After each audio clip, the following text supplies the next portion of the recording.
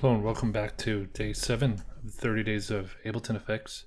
Today we're going to be reviewing the Echo plugin, so let's go ahead and dive right in. Echo is a cousin to a reverb. It's a delay effect with independent sides of the delay that can be controlled by beats or milliseconds. That's these two controls right here that control the left and right channels for the effect. By clicking this chain, you can disconnect them and control them independently.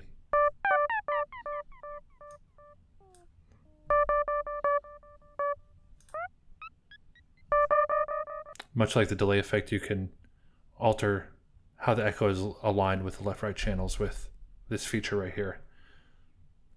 The sync mode allows you to align the delay with beats or by time. By clicking this button, you can now control the delay by time rather than by quarter note, 16th note, half note.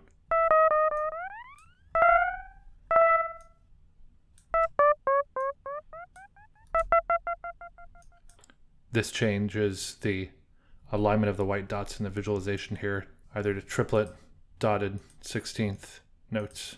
This is the delay offset slider. This shortens or extends the delay time by fractional amounts in between this setting and the next setting.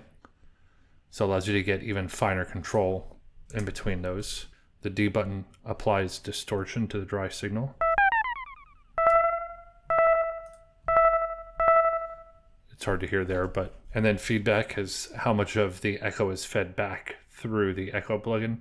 You have to be careful when tuning this up to high levels. It'll cause a very high feedback and loud noise. Even there at 90%, you can hear it starting to happen. This button right here inverts each channel's output signal before adding it back into their input, so you can swap them as they're coming back into the plugin again. The visualization here in the middle allows you to see basically how many echoes are aligning and what it looks like. The white dots here at the top represent 1/8 notes. By clicking and dragging the left and right channels, you can see that you can actually affect the echo spacing time here.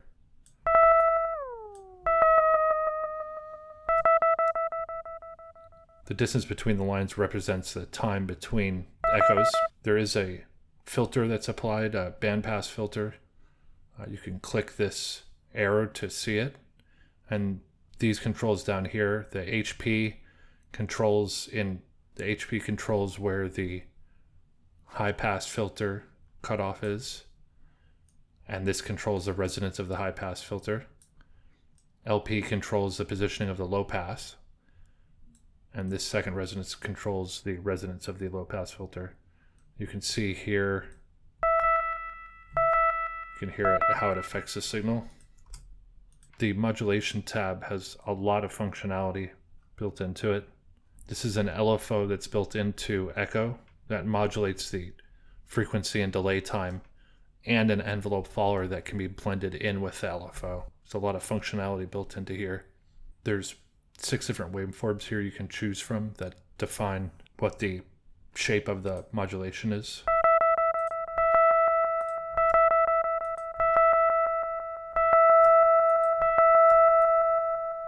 When this sync is enabled, the modulation is synchronized to the tempo, and you can use the rate slider to set the frequency in beat divisions, as you can see here. The phase controls the left and right channels, 180 degrees being completely out of phase with each other. By default, it's set to 90. The mod delay adjusts the amount of modulation that is applied to delay time. Low settings, you can hear a flanging.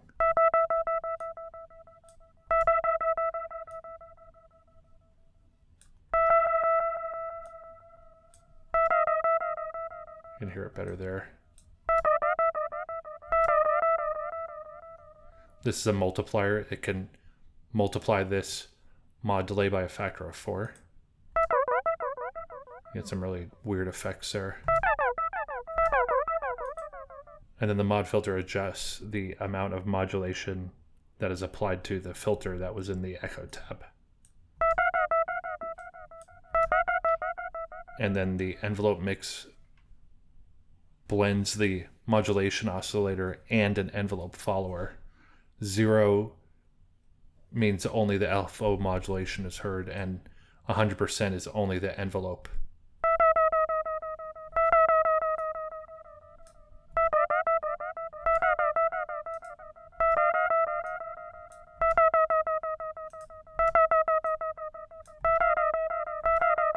It's hard to tell even what it's doing. And the character tab contains all the parameters that control dynamics and add different things into the sound. There's actually a built-in gate in here. Noise. You can add noise into the echo.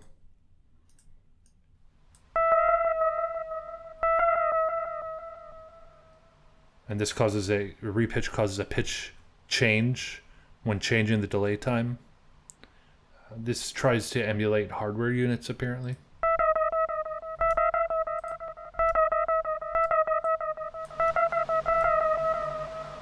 You can hear the noise there. And then gate enables a gate at the echo input, and it mutes the signal below the threshold. When ducking is enabled, the wet signal, which is a signal that has the echo applied, is proportionally reduced as long as there is an input signal. So let's see if we can tell what this is doing.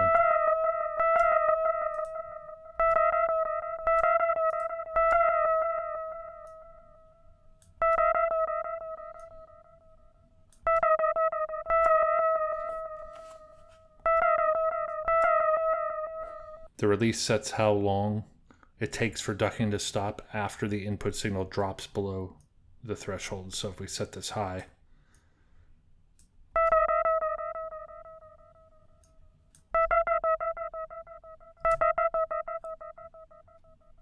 slight difference there. That's the character tab. And over here on the right, these are controls that affect the entire plugin here. Reverb sets the amount of reverb applied. You can hear it there. The stereo knob determines the amount of stereo, 0 being mono.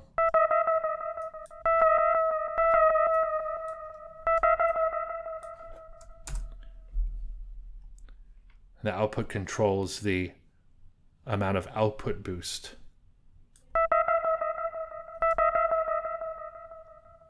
And then these modes over here determine the type of echo. Stereo, ping pong will go back and forth between each channel.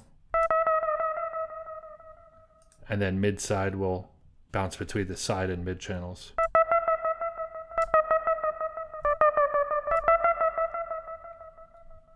And then dry wet mixes with the unprocessed audio signal. 100% being only the echo. 0 being only the operator in this instance. That's about it for echo. There's a lot of functionality built into this effect. It's probably one of the more complex ones we've come across.